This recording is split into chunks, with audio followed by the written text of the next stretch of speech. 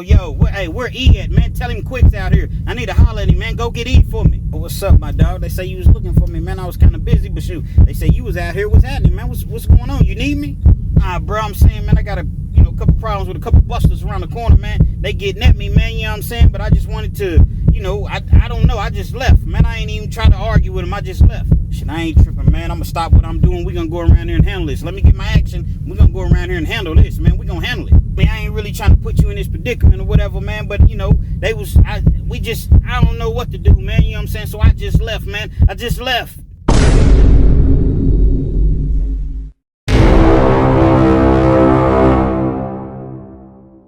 Yo, once again, it's on. Back at you one more again. Real Kens TV and the house like kitchen sinks. Oftentimes, man, people toss around the word snitch. And people really legitimately want to know, what is snitch? What does it mean to be a snitch? What is snitching? So I'm going to bring you out a story today of E and Quick. And you all can jump in the comments and tell me if you feel as though this is snitching or this individual did what he needed to do, to say the least. You got E and you got Quick. Two young dudes that grew up in the projects together. Young age. Came up, going through the struggle. Didn't have anything. They had absolutely nothing coming up. They were in situations to where they come home oftentimes and no food in the house. Come home, the heat is off. Excuse me, y'all. The heat is off. So you got to open that stove up. Cut the stove all the way up. Just to heat the house, not even knowing that the whole house could burn down, not even knowing that, carbon monoxide poisoning was in the air. You was in the projects, you didn't know. You had 2 or 3 brothers and sisters, and, the daddy was in jail somewhere or it ran off. The mother was on the streets, running the streets or what have you. So you had to be accountable. You had to be responsible for your brothers and sisters at a young age. Here you are, a kid, a child, raising other kids. So both of their similarities, or both of their childhoods, rather, were rather similar. As to a lot of people that come up in the hood, that come up in the ghetto, come up with nothing. That's why I hate, when people get on here and they're so judgmental. Oh, well, I had it hard coming up, and I did this, and I made it out. Yeah, but your circumstance is not the next person's circumstance. Your hard is not their hard. Pause. Double pause. You know what I mean? So every situation has its own uniqueness. I don't even know if it's a word, but hey, Real Kids TV, we make up words sometimes. Uniqueness. So you got these two individuals, they come up, they kind of in and out of juvenile homes or juvenile jail, or rather. They call it Cisco Road in Lexington, Kentucky. At the time, it was called Cisco Road. I don't even know if it's still called Cisco Road, but I'm quite sure if it's not, they have a name for it. It didn't go anywhere. They're still locking up juveniles left and right. So you got these individuals or what have you that was always cool, came up together, and in their early 20s, actually it was in their mid-20s. They had both been to the penitentiary. But this was one of the first times they had been out on the streets together. Quick had a problem with some dudes in the neighborhood. So he had a problem with some dudes in the neighborhood. He tells E about it. E's like, shoot, man, let's ride. Let's go get him. Quick's like, nah, man, I'm really trying to, I was just telling you about it, but I really ain't trying to go there. You know what I'm saying? I'm for once, I'm trying to go to school. I'm out. I'm trying to, do the right thing or whatever. And if I go there and do what I really, really want to do or thinking about doing, I'm going back to prison forever, probably. E ain't trying to hear it. Look, bro, if we don't go over there, they're going to continue to do it. This problem's just not going to go away just because you choose not to handle it. If you choose not to handle it, they're going to handle you. So I tell you what, let's at least go and address the issue, because when they see me, it ain't going to be no problems, man, because they already know. They know what it is. They know what it is when they see me. So let's walk around there. Let's handle the situation or whatever. Ain't nothing really going to happen.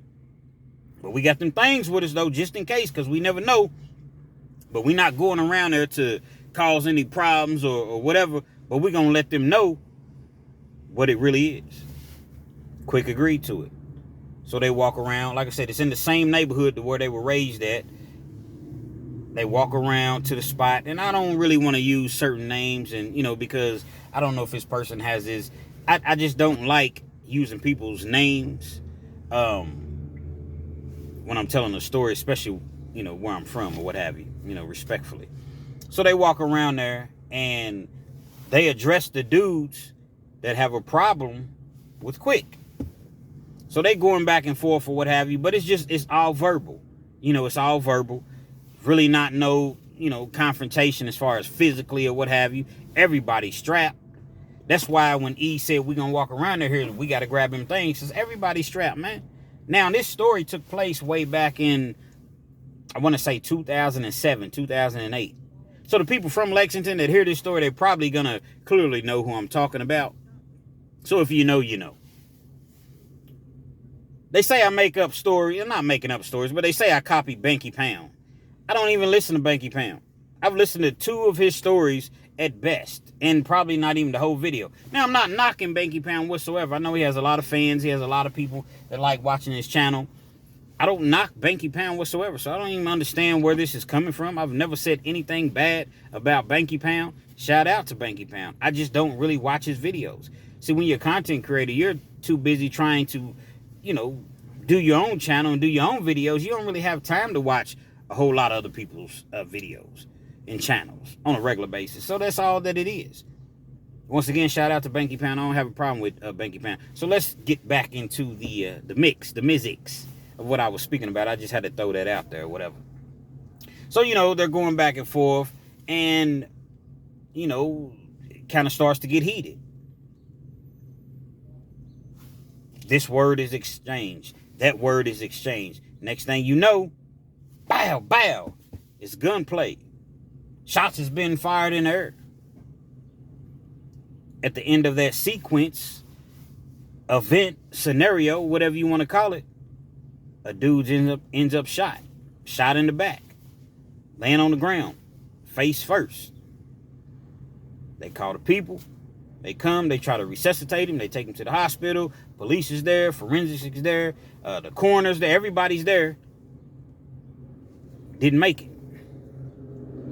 Broad daylight now, in one of the most notorious neighborhoods in Lexington at the time. Police is there, they're interviewing people, they're asking questions. Well, what do you think is going to happen when they're asking questions? Y'all watch the first 48? The first 48 is not just entertainment. It's just not made for TV. No, that's real. That's really real. If you didn't really know that, it's really real. Police they're informed by the people who choose to talk with them. Most people's not going to talk to the police, but it's always going to be somebody. They tell the police, yeah, man, it was E and Quick. They came down. It was a confrontation. Words exchanged. Gunfire, gunplay, what have you. And they were the ones that were responsible for this individual. Rest in peace to that individual. I don't remember the name. That didn't make it. So now the police is looking for these 2 individuals. They're looking for E and they're looking for Quick. They get Quick relatively quick. Get it? They get quick. No pun intended, but hey, they got him, rather quickly. So they get Quick and they have him down in the county jail, and, they're interrogating him or what have you. He won't say anything. Man, I don't know what y'all talking about. He doesn't ask for a lawyer, which he should. Anytime you get caught up, whether you did it or you didn't do it, you got a Fifth Amendment right. Ask for an attorney, period. You're not going to talk your way out of an interrogation room. Ask for an attorney, which is something that I always stress. But nevertheless, Quick was one of the dudes that was solid and didn't say anything. Never said a word. Man, I don't know what y'all talking about. We know you did it. We got 15 witnesses that state that you was on the scene and you was the shooter. You better tell us something. Let us know. Tell us something. They go through all that in the interrogation room. as though you're supposed to be scared. But I will say, much to their credit, a lot of people, they do get scared. They do become intimidated and afraid. And okay, I did it. I shot 18 people. Y'all watching Law and Order. Dun, dun, dun, dun, dun, dun. I did it. Okay. But Quick didn't go through that. He maintained his position, which was, I don't know what happened. I wasn't there. No E. I don't know this individual. I don't know nothing. So eventually, they let him out of the interrogation room 16 hours later, because they'll keep you in there all night, all day and all night, as long as you don't ask for an attorney. See, when you ask for an attorney, all that stops. They can't ask you anything else unless you voluntarily continue to keep talking. Finally, they book him, murder, take him to the jail. Now, when they take him to the jail, he's in the jail for several months. In Kentucky, in Lexington anyway, they have 60 days to indict you. You got 60 days to indict you. If they can't indict you within 60 days, which indictment means send it up to felony court, because you start off in misdemeanor court, which is district court. The indictment, they have 60 days. If they can't, gotta let you go. So they indict him. It's very easy to get an indictment on somebody, basically, because all an indictment is the possibility that a crime took place. Not that you did it, but did this crime possibly take place? So Quick is indicted. So he's in the county jail, I don't know, a good year. Finally, they catch up with E. The news comes in. They interview him. Not quite sure why they did an interview with him. E's like, man, I don't know what they talking about. I ain't did nothing. So the news lady is like, well, Mr. E, if you didn't do anything, then why did you run? And E's like, I mean, it's not my job. They the police. It's not my job to turn myself in. I turn myself in, then what? They gonna give me a bond? They gonna give me a low bond because I did the right thing and turn myself in? No, I'm gonna still be in jail. They still gonna treat me like crap.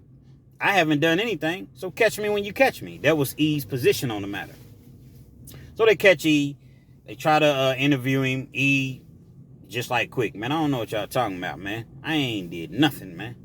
I don't even know this individual, man. I haven't done a thing. They try the same tactics. We know police. We have witnesses. We have this person said this. Then they play the E said that you did it, or Quick said that you did it, and we have all these witnesses that said you did it, and we have a camera, and we got the ballistics, and we got, man, if y'all got all this, why y'all got me in the interrogation room then? If y'all got all of this, why you need my side of the story? Because we trying to give you an opportunity, because we know that if you did it, then it has to be a reason why you did it. So we can take this information to the district attorney and perhaps, look, man, I don't know what you're talking about, man. I ain't did nothing. I don't know nothing. I don't own a gun. I never shot a gun.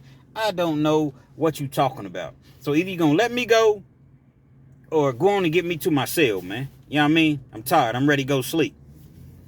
So they end up, booking him or whatever on murder and take him in. He gets indicted, within the 60 days or whatever. So you have both of these individuals, E and Eric, indicted on the same charge of murder. It was other charges too, felon in possession of a handgun, wanton endangerment. Wanton endangerment means if you shoot a gun or something, it's not just necessarily a gun, but in this particular situation, if you shoot a gun, there's other people around. Other people could have gotten hit or hurt or killed or, affected by you shooting a gun. So they charged them with so many counts of wanton endangerment and any other charge that they could possibly stack on.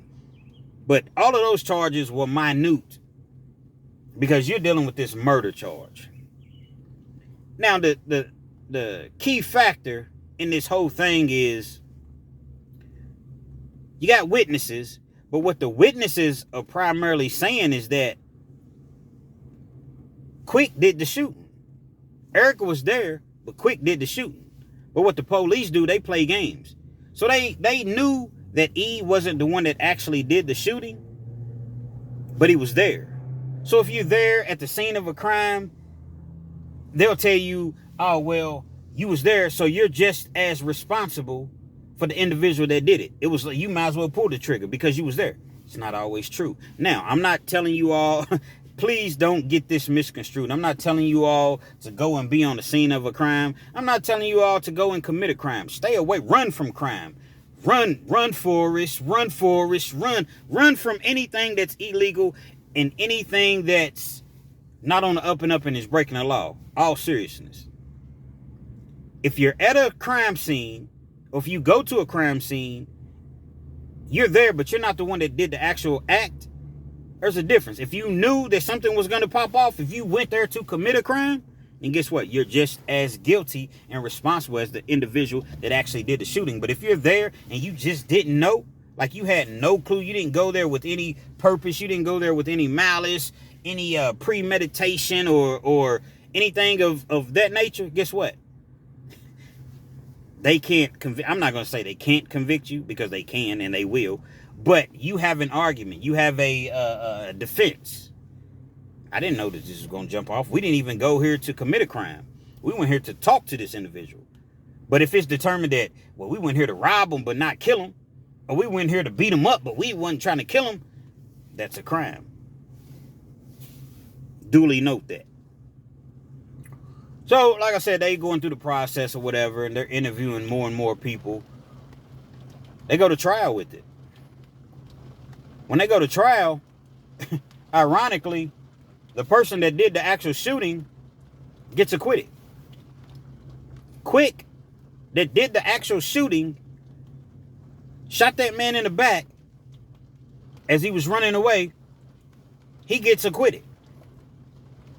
E, that didn't do any shooting, he gets convicted, and they give him 35 years. Now, when I say they gave him 35 years, I gotta excuse me, I'm trying to shut the sunroof. It's starting to rain. They gave him 35 years. So in Kentucky, they have what's called a truthful sentence. Truthful sentencing, actually. So truthful sentencing is 85% of your time. So he got 35 years, but he has to do 85% of his time before he goes up for parole. Or 20 years, whichever one comes first. Well, obviously 85% of 35 years, I don't know the exact figures, top of my head, but I want to say it's somewhere right around 28, 29 years. So he's able to go up for parole after 20 years. Doesn't mean that he's going to get it, but he has an opportunity to go up for parole after 20 years. Now, with all that being said, Quick is promising that he's going to look out for E. Because, Quick is still in the streets. He's still getting his money or whatever. He going to look out for E's, mother. He going to look out for the kids. He never sent E a dime.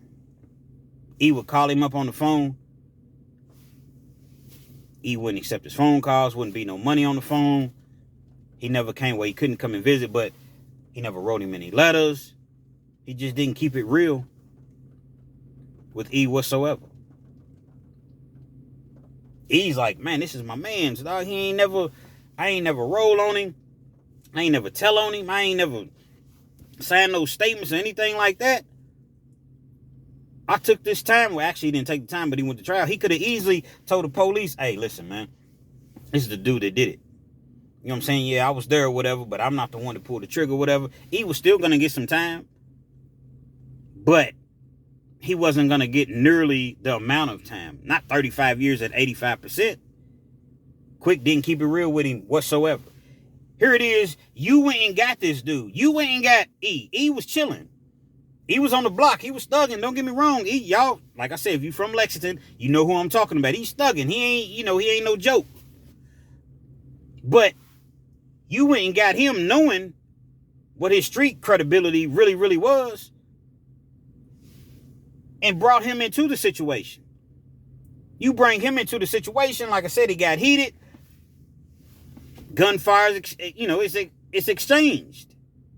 He gonna do what he got to do to protect himself.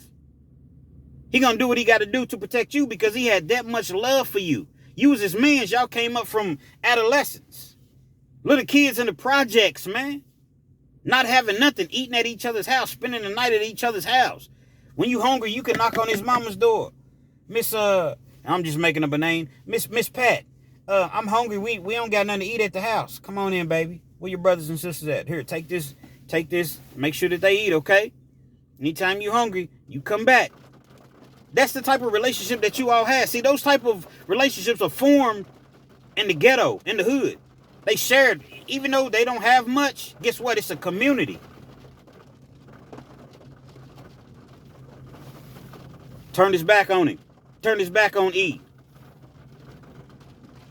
Lo and behold, 5-6 years later, Quick catches a case out on the street. Another shooting case. I'm not going to say another shoot. Well, I guess technically it would be another shooting case. He catches a shooting case. Catches like 10 years at 85%. Means he got to do 8.5 years because it's a violent offense. Initially, he's not sent to where E is at. E's at Eastern Kentucky. They call it the Pink Palace. Everything I say is, what Fleece Johnson say is documented. Look it up.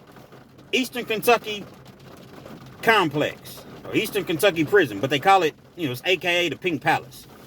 You don't want to go there. You don't want to go to the Pink Palace. You don't want to go to no prison, but you don't want to go to the Pink Palace. I never went to the Pink Palace. That's just because I didn't happen to get sent there. Lions, tigers, and bears, as it is in any prison. But they always called that gladiator school. Because that was the next step to going to Eddyville. At the time, which Eddyville was home of death row. That's where Fleece Johnson did all his time. That was maximum security. But Eastern Kentucky is just as bad. Matter of fact, it's worse now. Because a lot of check-ins, people that's like in the hole and things of that nature is at Eddyville. That don't mean they soft. It's just a different game. But nevertheless, he ends up on the yard with E. Now he wants to be cool. What's up, bro? What's up, cuz? What's up? Hey, man, can I get some soups? Can I get some noodles? Can I get some... E still had that much love in his heart for Quick. Knowing that you didn't look out for me whatsoever. Knowing that I've been in here all this time and you ain't sent me a screen, a dime, nothing, Nathan, Nathaniel, zilch, zero, nada. You have not sent me anything. I haven't heard anything from you. Yeah, you told me you was going to look out for my mama. I know you was getting that money on the streets. You told me you was going to look out for my kids. You ain't did nothing. They done called you. I done called you. Come on, bro. You know how it is, man. You just kind of get caught up on the streets. So, they didn't really hit it off right off top.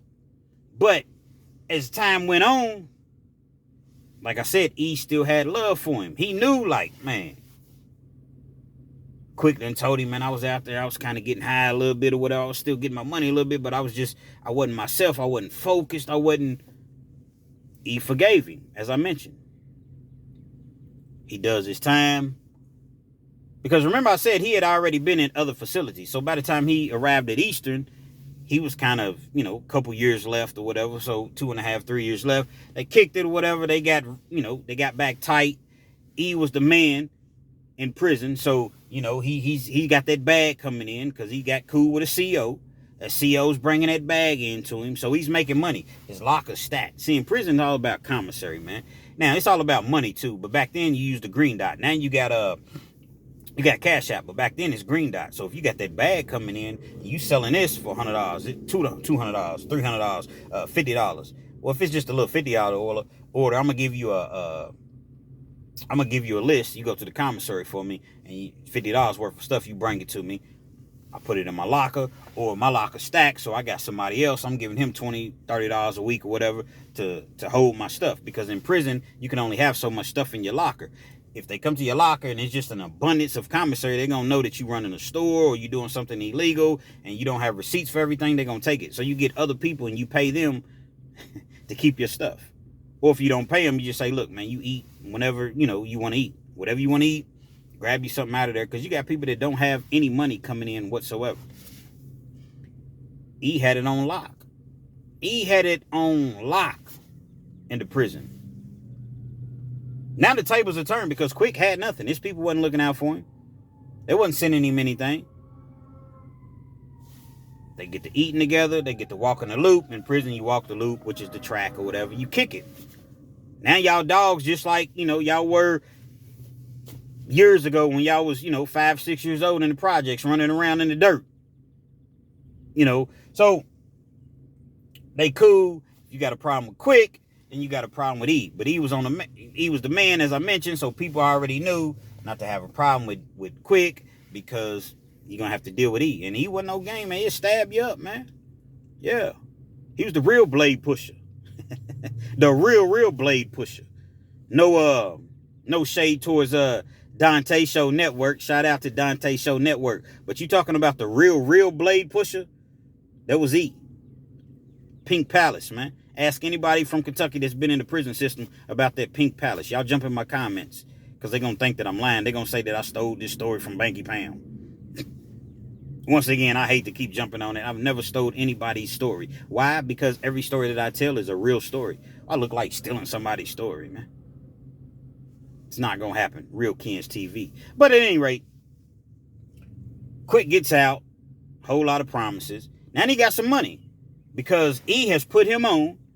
So he was able to, get some money or whatever. Now, I was talking about Green Dot earlier, and I didn't really explain to you rather, what Green Dot is. Green Dot was a card that you could go and purchase from like Walmart or Walgreens or what have you, and people could literally load money onto your card. So, like, if you're purchasing something from me, let's just say in prison, I say, okay, your girl got a Green Dot card, right? Tell your girl go get, Green Dot card. It's $4.99.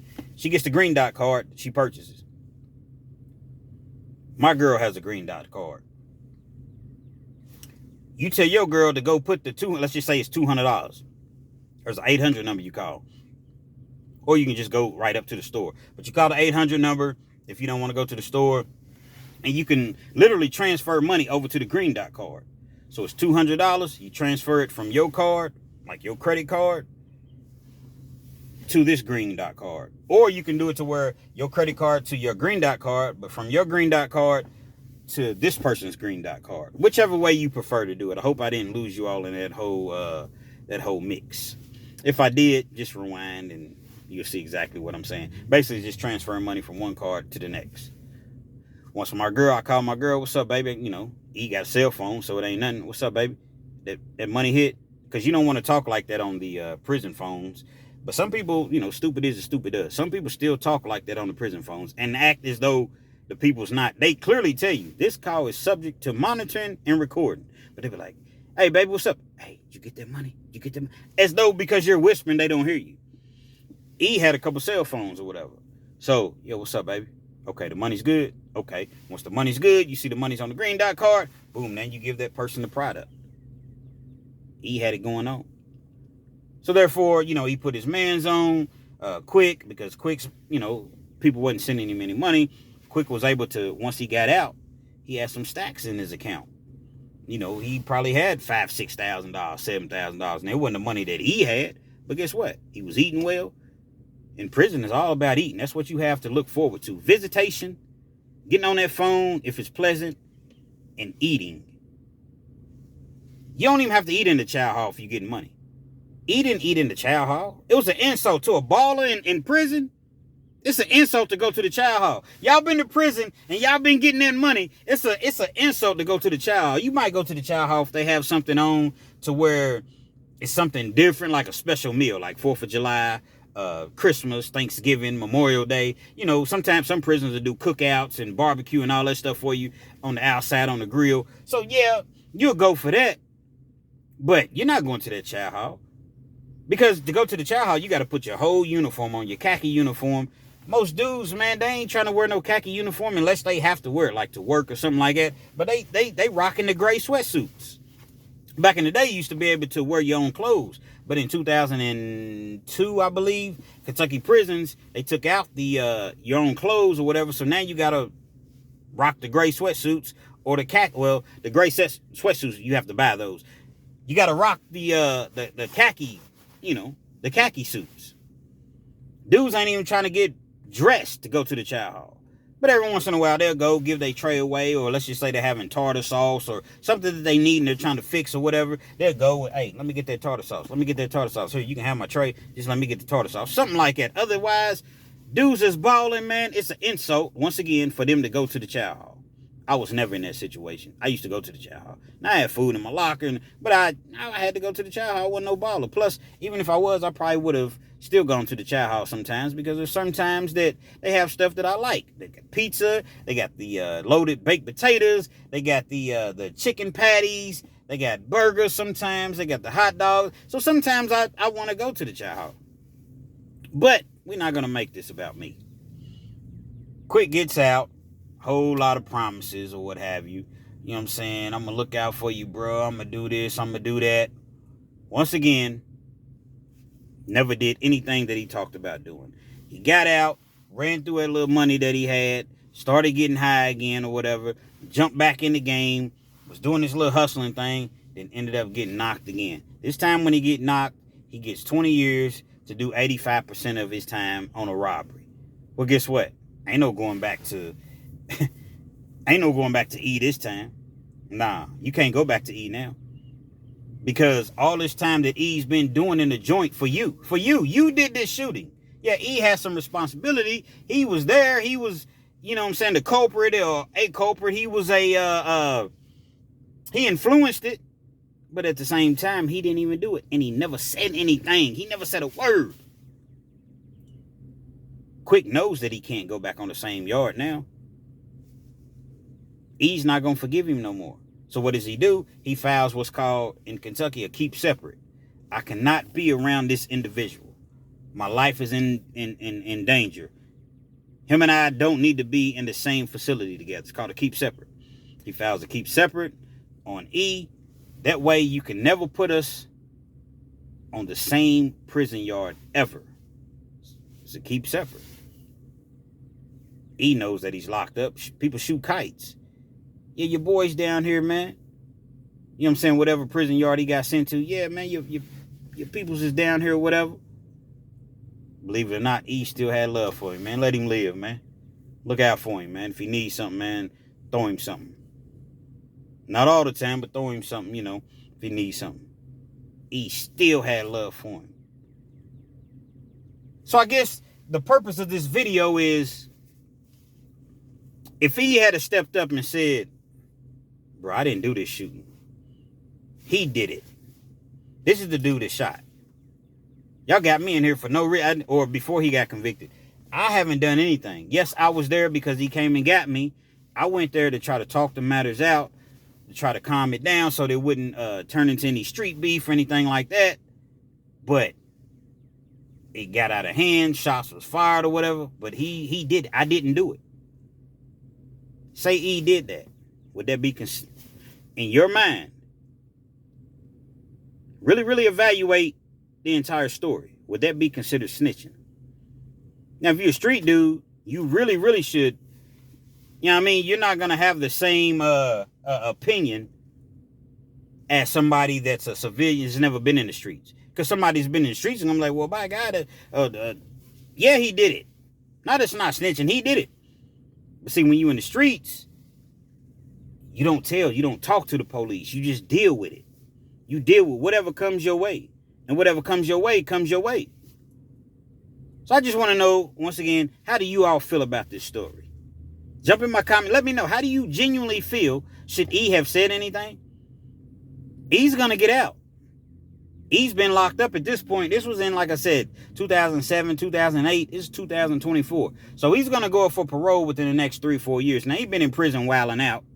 So he's not going to get parole first time up. So E probably got another, if I had to guess, 8-9 years. And he's going to be out.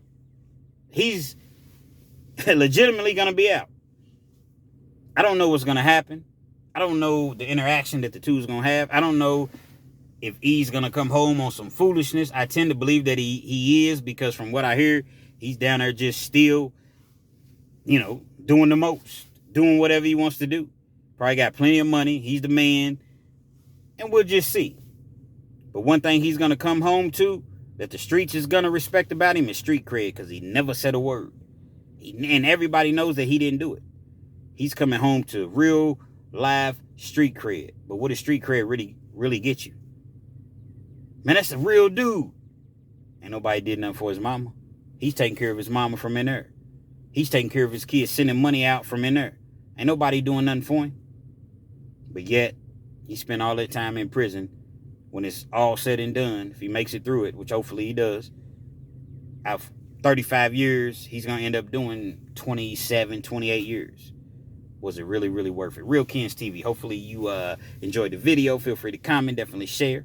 Subscribe to the channel if you're not already subscribed. And be sure to hit that post notification. Anytime I bring you this action is heat. That's one of them Banky Pound punches. It's heat. Guess what? You're amongst the first to receive. It's all fun and jokes and games with me. You know what I mean? Shout out to Banky Pound. I just hope to be where Banky Pound's at one day. But people's jumping in my comments talking about you taking Banky Pound stories and you shooting at Banky Pound, but I understand because he's at the top. Yeah, he's at the top. But I'm not shooting at Banky Pound, man. Because I said I don't watch the man's videos like that. Now I'm shooting towards him. Come on, man. Y'all got to stop that, man. Real Kens TV, man. I ain't trying to be Jay Williams. I ain't trying to be Dante. I'm trying to be Real Kens TV. That's just what it is. Salute.